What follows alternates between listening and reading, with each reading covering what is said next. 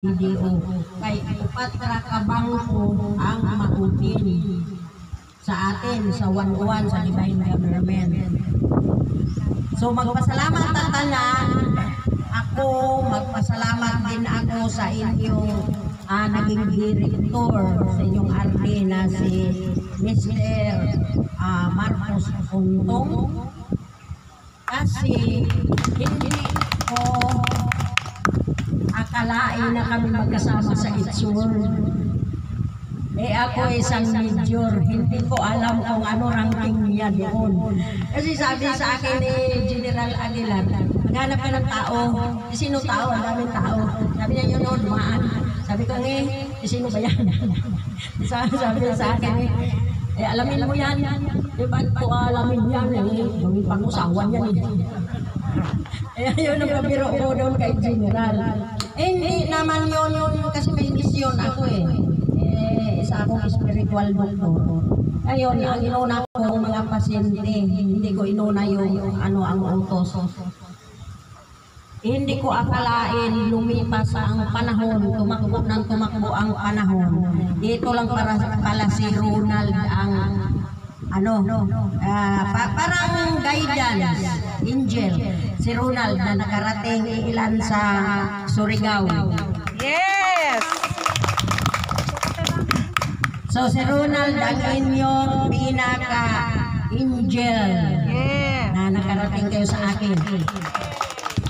Kasi ako half Muslim, Christian, pero hindi ako marunong mag-Muslim. Ang alam ko lang Assalamualaikum, Masalam. Dahil isimba ako ng Papa sa moske, kasi yung mag-alala malilipong man ako. Kaya sabi ng Papa, hindi ka pwede sa Muslim, doon ka sa Christian. Kaya dinala ako ng Papa ko sa simbahan ng Roman Catholic. Hindi pa ako malipong. Tapos sabi niya, Papa, mag-aral ka ng Chabacana. Sabi ko, ayaw ko. Mag-aral ka ng Muslim.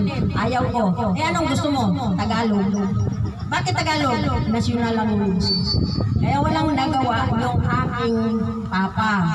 Kaya kayo, in behalf Christian or Muslim, hindi kayo pwedeng iwanan. Kasi ang Mindanao ay autonomous republic of the Philippines. So separate tayo sa Luzon. Tayo na sa Mindanao, tayo yon ang mag-implement sa federal. Wala tayong pakialam doon sa Visayas at saka sa Luzon. Kasi ang Mindanao, ang Prime Minister si Duterte. So pinadalhan ko na si Tatay Digong na authority. Mayroon na rin siyang ID sa 111.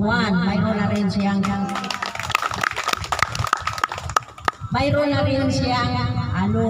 uniform. Mayroon ng uniforme. Mag-text message si Tatay Digong sa akin noong nakaraang linggo. Sabi niya sa akin, mag-antay-antay lang ako kasi kukunin naman niya ako the partnership of federal to change. So mo nga naplastar na mo na naamoy mga ranking, iplastar din ninyo yung i-label sa inyo. Kasi ang basihan kasi niyan, pati na yung libro, asa ka doon si Ronald, ang librong ko lang. Alam mo saan ako nagpupunta, dito lang dinala ko itong dokumento, gawa ng inyong RD. Kasi magkasama kami sa Itsur. Kasi itong libro na to, libro ito ng yung pula. Libro ito sa Itsur. Ito yung libro, it's Global, it's World United Nations Military Philippine Government National Acknowledgement in 2004. So dito sa libro na to, nakapirma dito President, Vice President, lahat ng nag-upo na sa local government. Ngayon, kung hindi kayo maplastar, sa pagplastar dito, yung mga nakaupo dito as appointed in 2004. Yung 2004, swak, halimbawa, bali, kayo po, sir, ay mayor. Bigla tayong nag-implementar na sa federal. Ang federal is 2005. So, ito na lang yung pagsweldo yung lahat ng military. Lahat na, mga military. Hanggang lahat ng kumpanya, ilinagay na sa 101. Kasi ang federal is Father Divine Rights of Law. Ngayon dito sa ating transmission order, gawa ng RD ninyo, kasamahan ko sa EDSWORD, dinala ko ito para malaman na isa ako ang may libro. Isa akong hawak ni General Domingo po Aguilar.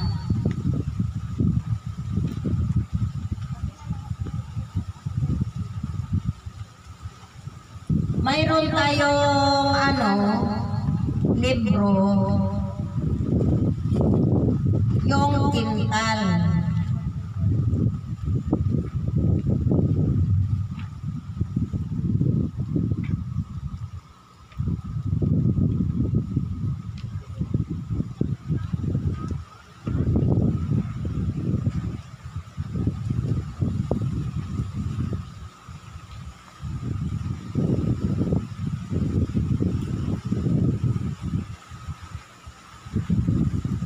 So ito po yung magiging pira natin. Mayroon naman doon sa tarpaulin. Yung tarpaulin, iwan ko yan dito. Kasi dito, gagawin ninyo ng opisina. So bali, isa bali ditong branch. So mayroong libro, may Xerox, so mayroong original. So ito, nandito na ito sa bangko. So isa 1 quintal, isa 5,000 feet. Ngayon, kung wala kayong ID, so bibili kayo ng quintal sa bangko. Araw-araw kayo bibili, 5,000. Mauubos din yung pira ninyo sa kakabili. Kasi tatanggapin yan sa bangko, gawa nung yung ID ko yun. Kapag naubos na ang currency ninyo, saan naman kayo kukuha? So wala. Magpa-ID naman kayo. Pagpa-ID nyo is 5,000 piso na. Ngayon, mura lang.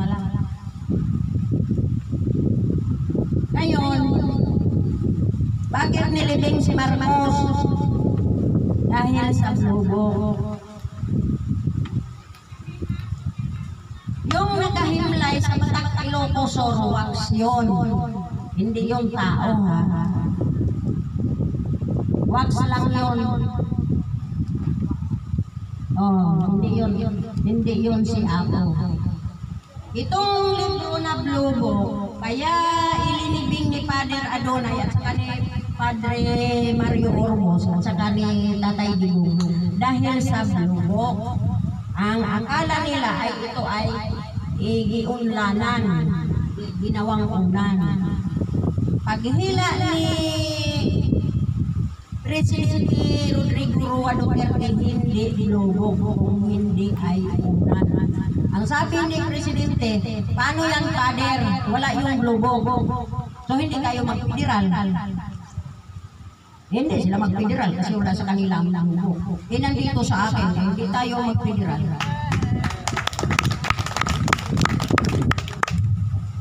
Ito yung hinahanap nila. Yung isa dito na libro, yung isa dito, pinadala ko sa Roma, Italy, sa mga Santo Papa. Nung matanggap itong libro na to, nag-resign si Pope the 16. Yun naging Santo Papa si Mario Ormos. Yun na yun ang Mario. Ano bang libro mo? Ama ba yung sinabi ko? Uy, koleksyon kayo. Santo Papa. Ay baka naman mali yung sinabi ko. Si Pope the 16 nag-resign. Pagbasa niya dito. Kasi ano ang naman dito? The room is the big corruption. So nandito eh. So natatakot yung Sangsang Papa na madamay siya, magkasala siya sa Panginoon. Kaya ito ngayon, hinahanap nila na saan ang globo.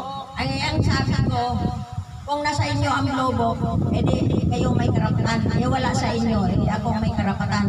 Kasi may salaysay ang globo. Itong globo, 1978, pinalabas nila ay Skylab.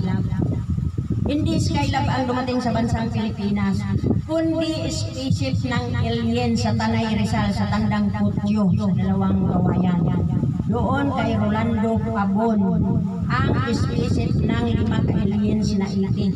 Ito ang dala ng 3 globo. Galing sa Madrid, Spain. Kasi ito yung globo ni Dr. Gad Rotasio Jose Rizal na ibinalik ng mga alien sa bansang Pilipinas. Kaya ito, hinahabol itong libro na to. Kasi kapag nasa kanila, sila yung mag-implement sa federal. Hindi naman sila mag-implement kung kurak-kurak lang. Gutom na naman tayo.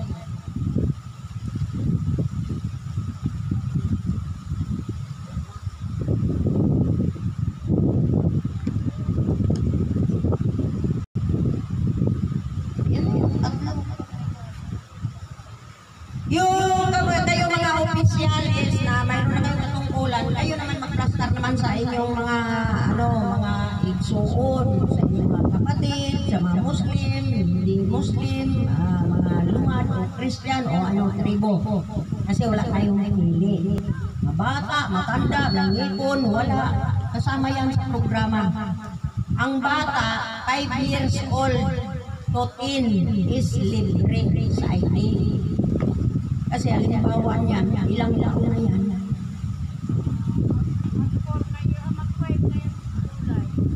Pag 5 niya, pwede na siya kasi marunong na yung magsulat. Ikaw na yung magsulat. Siya na lang yung magsulat pag pirma. So libre siya sa ID sa malapit sa kalan. 5 to 10. Kasi hindi marunong maghahanap buhay ang mga bata. Kaya yun ang natin, itagaan natin sila o halaga kasi mga anghel yan. Ang magbayad niyan, opisina. Tulad dito, sa inyo, may magkaroon ng opisina kasi mayroong mga opisyalis na kayo. Yung mga bata, yun sasalipin ninyo yan. Kasi magugutom yan pagdating ng oras. Kasi ito lang sinasabi ko, magsasara ang bangko o na Central Bank, walang maniwala sa akin, akala nila ako'y baliw. O ngayon, nangyayari na nagsara, ano pa kaya masabi nila sa akin? Hindi na makainit. Kasi nagsasabi tayo, kasi yun ang sinasabi ni Alan. Isa akin kasi Muslim si Alan. Isa Christian, Aman Jehovah. Kasi kinakausap ako ng ama. O anak, ito yun. Kasi yun ang nakakalamang sa akin. Kinakausap ako ng God the Father. Kaya yung pag-pastor natin, para sa ating lahat yan, yung kaninuman. Una natin yung natin, pamilya natin, nanay, tatay, anak, lola, lalo, kung sino ba sa pamilya. Sunod naman yung ating bahay. Ngayon yung si kapitbahay natin, hindi na niniwala. Kaya sabihin nabaliw na yung si Mariano o si Mariana, nabaliw na. Ipabayaan na lang natin yan. Kasi kung patulan natin yan, tayo yung nagkabalik sa langit. Nasaan yung RD sasalitain ko? Halika dito, kapatid ko, kasi kapatid ko ito sa Israel. Ito yung pasa ko dito sa RD.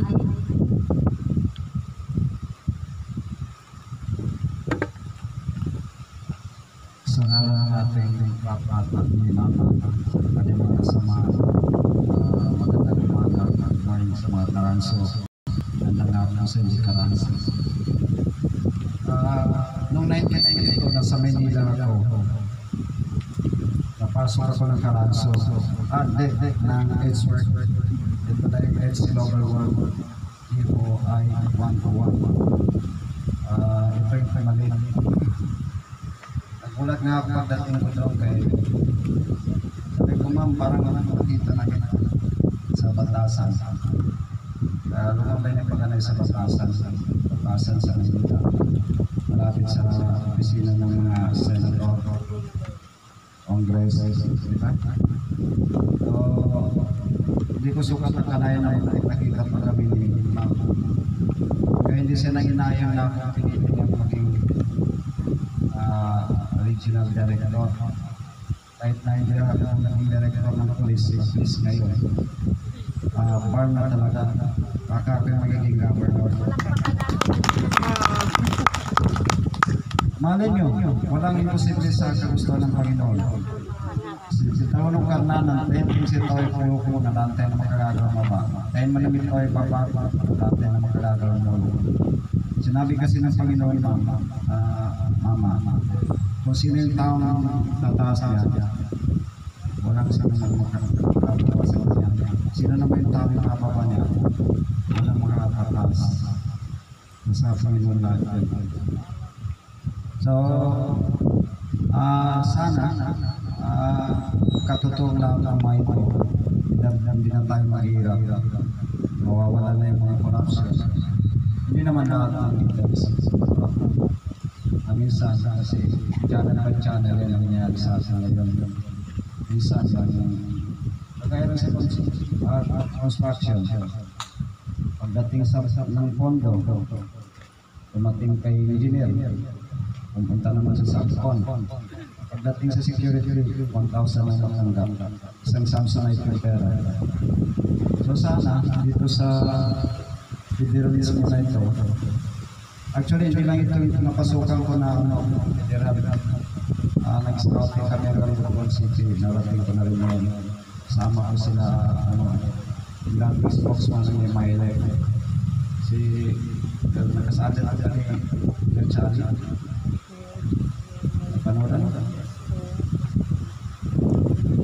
So yun, nag-run siya ng kaya natanggal siya sa MILF noon. Nagtagpo siya kasi na-expect niya yung federalismo na ito.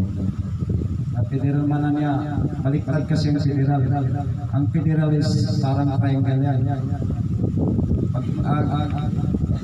Federalismo ng tatakbo, ang magiging share ng national parang ganyan yun. Sa ngayon, andito yung sa taas, yung triangle sa taas, sa baba yung sa atin. Kumbaga, 10% lang natin, 90% sa taas. So maging baliktad yan, pagka federalism, 10% lang ang national government, 90% sa atin. Kagaya ngayon, ang ligawa sa Mars na sa atin. Sa atin ang kayamanan dito sa Mindanao. Tayo ang pinakamayaman sa buong mundo. Nandito kasi yung mga gold bar, natago lahat sa atin. Nandito yung gas. Kahit dito sa tinatayuan natin, may gas na ito. Nakikita naman din siguro sa YouTube yung sa ligawa sa Mars. Gaanap sila ng tubo. Ay may pupunta ng tubig. Kung saan lumalabas yung tubig. Andito sa atin.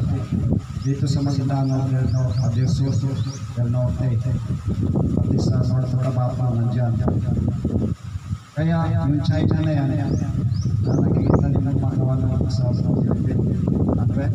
West Philippine Sea, may gamit sila na inikot yung natin dito. So, yan ang hindi natin alam ang bakit nandyan yan. Pero ang totoo, unti-unti nilang gasolina natin dito. Dito ang kayamanan. Yung mga gold bar natin, dinala ng mga hapon dito sa atin. Dito yung nahabol sa atin. Tapos sa mga treasure ay yung mother box na 30th, nandito rin sa amin.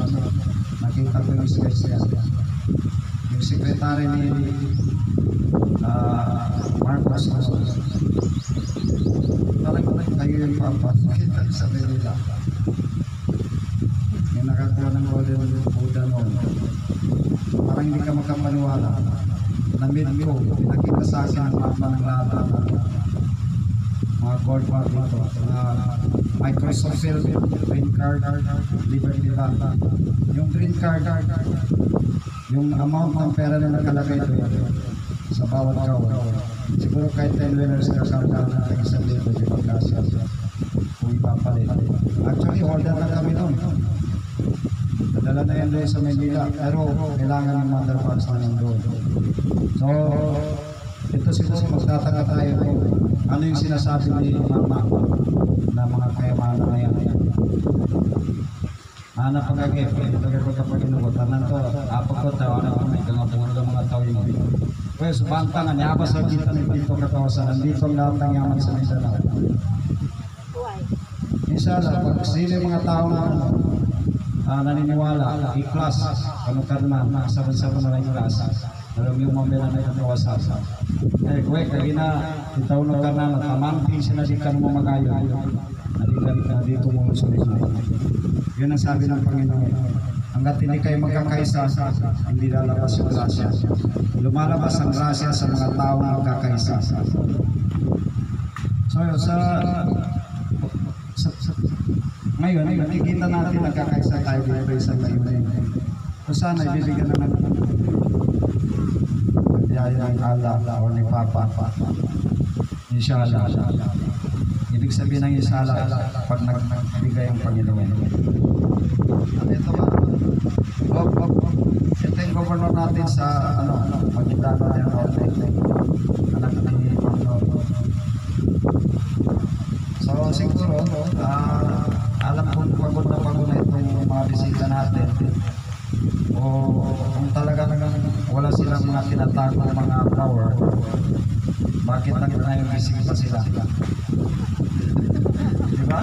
Ilang araw, kaya power ang global, 101 ang Surigao. Super power. Parang wala kayong ayun. Naginom ba kayo ng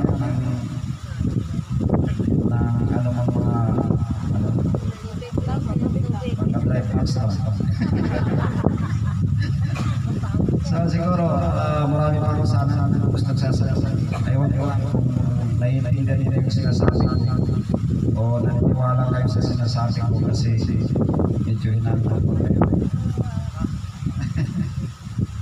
Maraming salamat. Assalamualaikum warahmatullahi wabarakatuh. Actually may meeting po ako ngayon 4 PM kami yun. Ano rin tayo na ito. Siguro ba, okay lang po ba na may iwan ko muna kayo dito? So yun, ipapaalam ko sa inyo.